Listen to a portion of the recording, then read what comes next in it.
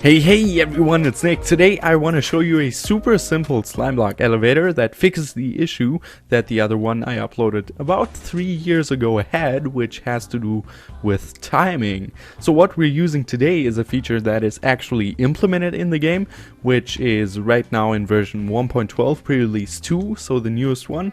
And because it's a feature that's supposed to be in here, it should also work in versions above that. So don't you worry. Alright, this feature, let's first use it to actually show you what it does and how it works. So you hit the button and up you go. Now these sections here are tileable, which means you can just add on to them as long as you can go, or you can only have 2 of them or 3 like I do. And it works like this. So obviously you have a piston and a slime block down here which bounces you up, which gives you the initial start, and then you end up in this string which is in front of this observer block, which detects the update in the string and then outputs a redstone signal into this repeater, which then powers this redstone, which powers this block and then this piston. And on the face of this piston is a slime block, and attached to that is another sticky piston, so it pushes out and then up, and the upward movement is propelled by this redstone right here, which leads into a furnace or another solid block that the slime block cannot move, which is important. So that basically goes out and up, and that's what gives you the pushing action.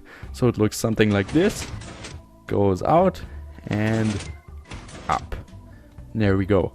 So the last section up here is also really quite simple. We're using another observer block and then some redstone out here, which is powering this piston, which just pushes you onto this block right here. So when you want to get out of the elevator, you don't have to do any fancy mechanics or moves to get out. You just wait and then it will push you onto the block right here. So really quite simple. You could build it by just looking at it, but I'm gonna give you a small tutorial right now.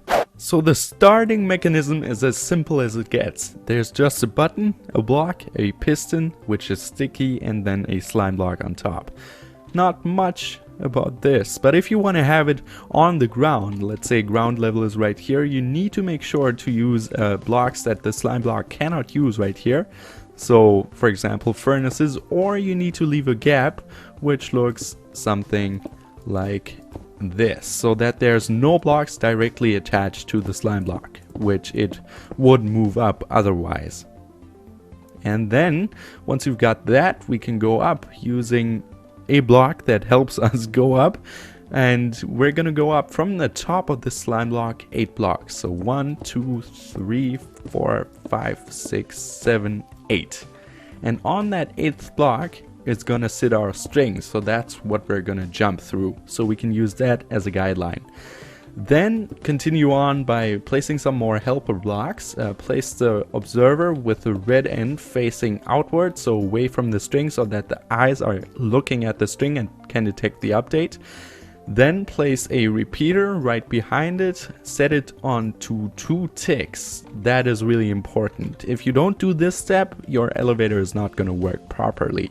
Then by shift clicking, place a block on the face of this repeater and then go down like this, so you have this half X shape.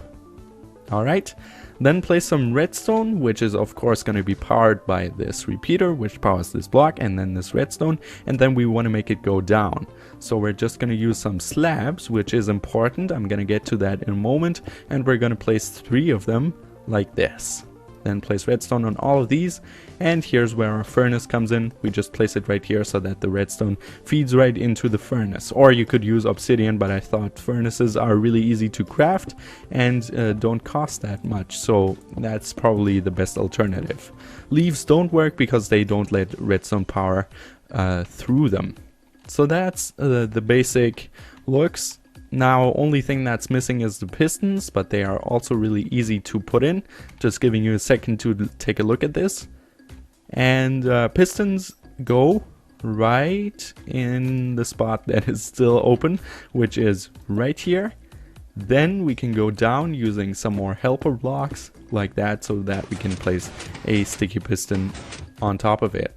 So it looks like this. Now we only need to add a slime block, and that's one part done. So we can test that out right now. Make sure to place a helper block right here so that you can align properly and are not standing on it like this, because then you would bounce into the furnace right here, which would of course not work, or the piston actually. So do that and make sure to place it like this, because otherwise the slime block will pull it down. Okay, let's hit it and up we go. You can see it's really simple, it resets itself and it works. So if you now want to go up, you just place some more blocks on top of this observer block. 1, 2, 3, 4, 5, and on the 6th block you're gonna place another observer block like this, and then you do the same thing that we've done down here, and at the end you'll have something that looks like this.